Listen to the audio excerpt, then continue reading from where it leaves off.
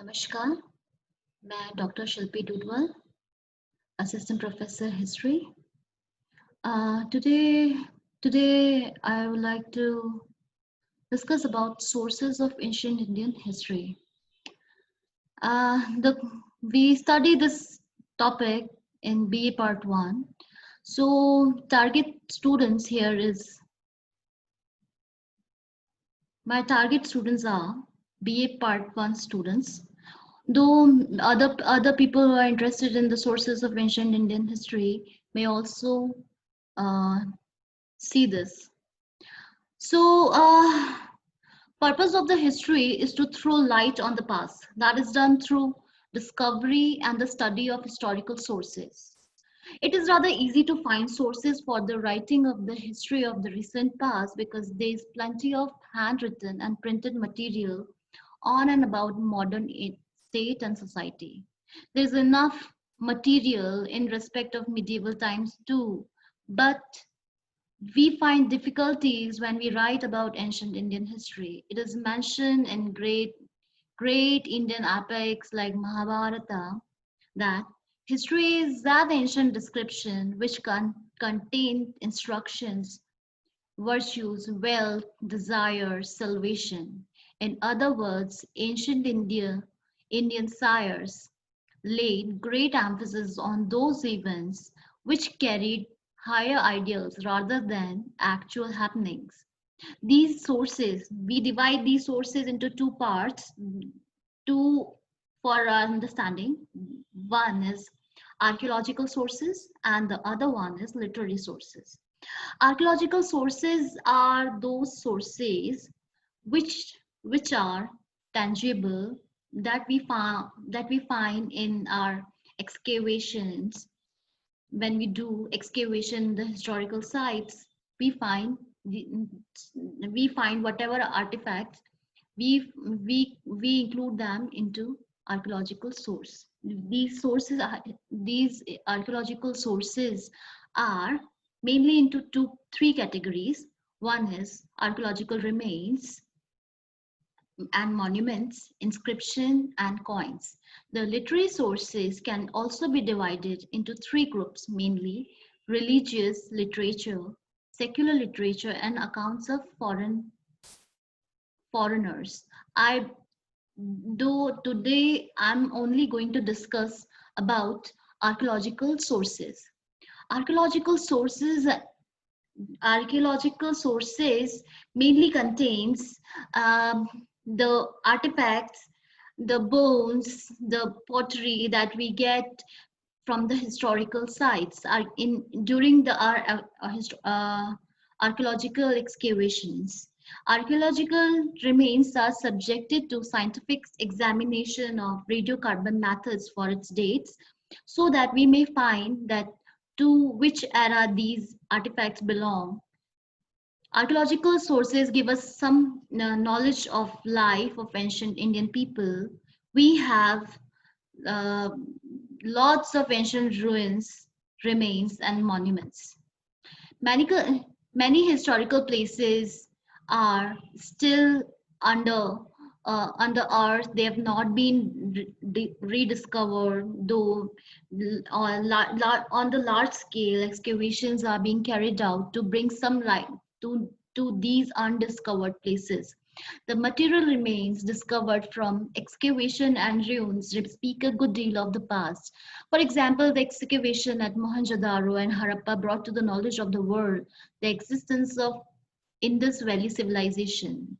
Excavation have also been conducted at Takshila, Patliputra, Rajgira, Nalanda, Sanchi, Sarnath, Mathura, and many other places.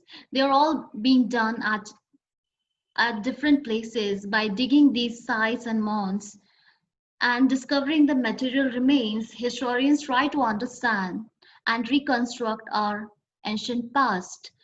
Archaeology has been categorized as a science and methods to explore and understand the ancient past. All over India, we have countless historical monuments like temples, stupas, monasteries, forts, palaces, and like, which speak of their time. Similarly, tools, implements, weapons, pottery, etc., throw light on the living condition of people. For historians, these are the sources of information about the people who are living in the past. In the opinion of some eminent scholars, the history of India before the 3rd BC was mainly the result of archaeological research. Information gathered from literature and oral tradition can be taken as historical account only if historical evidences are available as supporting material, because we need to corroborate our literary material with the archaeological sources. That's how these literary sources become more reliable in the construction of reconstruction of past. Second source that I'm taking is inscriptions. Inscriptions is supply valuable historical facts. The study of inscriptions called epigraphy. The study of writing on ancient inscriptions and record is called paleography. Inscriptions are seen on rocks, pillars, stones, slabs, walls of building and body of temples. They are also found on seals and copper plates. We have various types of inscriptions. Some convey monarchical order regarding administrative, religious, and major decisions to the public in general. These are royal proclamation and are source of communication to the general people. Others are records of followers of major religions. These followers convey their devotion on temple walls, pillars, stupas, and monastery. The achievement of kings and conquerors are recorded in prashastis, the eulogies. These are written by their court poets. They will never speak of their defects. That is why we need archaeological sources to support these literary claims about kings made by these court poets. Finally, we have many donatives, that is grants for religious purpose. India's earliest inscriptions are seen on the seals of Harappa belonging to Indus civilization. Most famous inscription of India are huge inscription of Ashoka, the great emperor of Mauryan dynasty. The emperor himself proclaimed in these inscriptions he got his in edicts engraved on stone so that people memorize um, these things to they may last long and people may remember them in their general conduct. The Hathigumpha inscription of Kharvela, that is very important from the exam point of view. It regularly comes. It is generally asked in exams that who actually commands this inscription. So we have this answer, Kharvela. The Allahabad inscription of Samudragupta and many other rock and pillar inscriptions contain most valuable historical accounts. Political, administrative, and religious matters are gathered from such sources. Earliest inscriptions, namely the seals of Harappa dated about 2500 BC, have not been deciphered so far by any epigraphist. The later inscriptions were engraved in Prakrit language in the 3rd BC. Ashokan inscriptions were written in Brahmi script from left to right. Some were also engraved in Kharoshthi script from left to right, from right to left, sorry. Sanskrit was also used in the epigraphic medium in the Sanskrit in the 2nd century AD. Inscriptions were also engraved in religious languages, regional languages in 9th and 10th centuries. For the study of Indus Valley civilization or Harappan culture, archaeology is regarded as the chief source of information. The same archaeological evidence collected from other part of India gives a picture of most ancient civilization of India. To understand the prehistoric India, the historians must have to depend primarily on archaeology. The archaeological evidence also provide the most authentic information for the writing of the history of other subsequent periods. Copper plates were more widely used for writing inscriptions. They are called Tamrapatra or Tamrapatta or Tamrasasana. They were used even the days of Buddha. Many copper plates contained land grants. They were also used to carry administrative orders. There are many types. These are of many types. They were used for several purposes. That is why historians have deep interest in the study of these Tamrapatras. Numismatics. Numismatic is the study of coins that is that used to be regularly issued by kings of those times.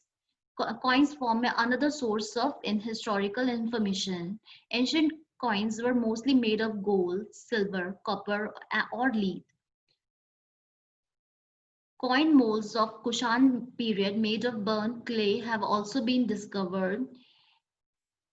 Some of the coins contains religious and legendary symbols which throw light on the culture of that time. Coins also contain the figure of kings and queens and gods sometimes. Some contain names and dates of the ruler.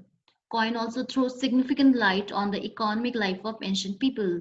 They indicate regarding trade and commerce and also help to reconstruct the history of several ruling dynasties. Coins have been the primary source of our information regarding the various Indian states during the same period. The coins of Kushana and Gupta period give interesting accounts of those days. They throw light on religious, political, economic and commercial condition. Every coin of the past has some story to convey. That is why we have some very popular coins that were issued by ancient kings, such as coins issued by Samudragupta, coins issued by Chandragupta II, the ruler of Gupta dynasty. We have coins issued by Roman kings who were ruling in the northwestern part of Indian subcontinent. So coins are also another very important source to study ancient Indian past.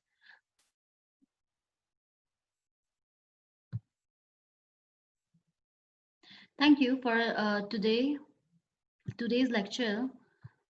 In the next lecture, I would like to discuss about how ancient India. We have lots of material on ancient India that we have found in the literary form. We have found many literary sources that we'll discuss in the next lecture. Thank you. Thank you so much.